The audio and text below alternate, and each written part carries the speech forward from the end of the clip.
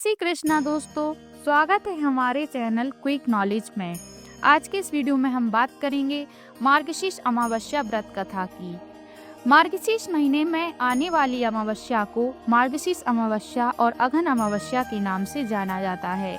ये अमावस्या कार्तिक अमावस्या जितनी ही पवित्र मानी जाती है। तो आइए शुरू करते हैं मार्गशीर्ष अमावस्या व्रत कथा। अमावस्या कथा के अनुसार एक नगर में गरीब ब्राह्मण परिवार रहता था। उस परिवार में पति पत्नी और उसकी एक पुत्री थी।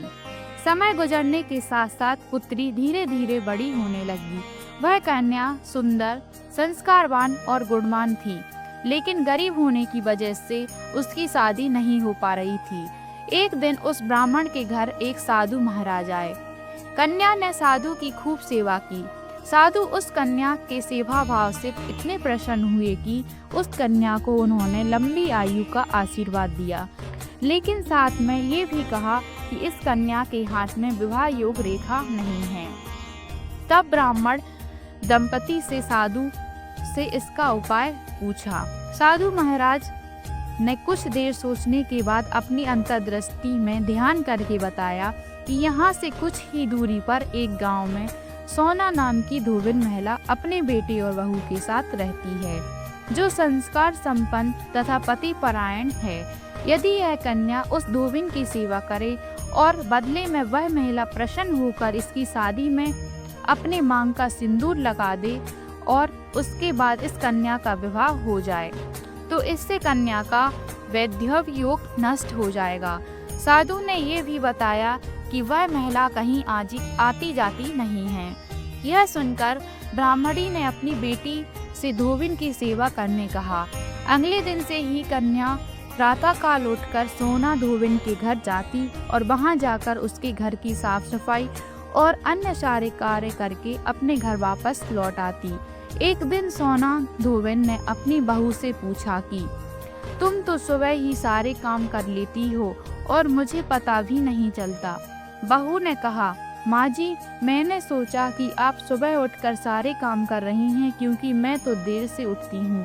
यह सब जानकर दोनों सास बहू अपने घर की निगरानी करने लगी कि आखिर कौन है जो सुबह आकर सारा काम करके चला जाता है।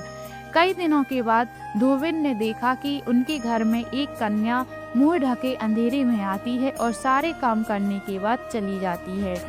जब वह कन्या जाने लगी तो सोना धोबिन उसके पैरों में गिर पड़ी और पूछने लगी कि आप कौन हैं और मेरे घर की चौकड़ी क्यों करती हैं। तब कन्या ने साधु द्वारा कही बात सोना धोबिन को बताई। सोना धोबिन पति परायण थी और उसमें तेज था। वह उस कन्या की मदद करने के लिए तैयार हो गई। धोबिन के पति थोड़ा अस्वस्थ थे। उसने अपनी बहू से अपने लौट आने तक घर पर ही रहने को कहा। सोना धोबिन ने जैसे ही उस कन्या की मांग में अपना सिंदूर लगाया, सोना धोबिन का पति मर गया। उसे इस बात का पता चल गया।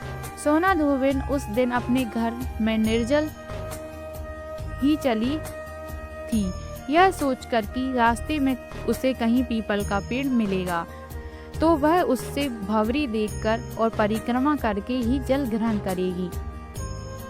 उस दिन अमावस्या थी। ब्राह्मण के घर से मिले हुए पकवान की जगह सोना धोबिन ने ईंट के टुकड़ों से 108 बार भंवरी देकर 108 बार पीपल की पेड़ की परिक्रमा की और उसके बाद ही जल ग्रहण किया। ऐसा करते ही उसका पति फिर से जिंदा हो गया। आशा करते हैं दोस्तों आपको हमारी जानकारी पसंद आई होगी। धन्यवाद।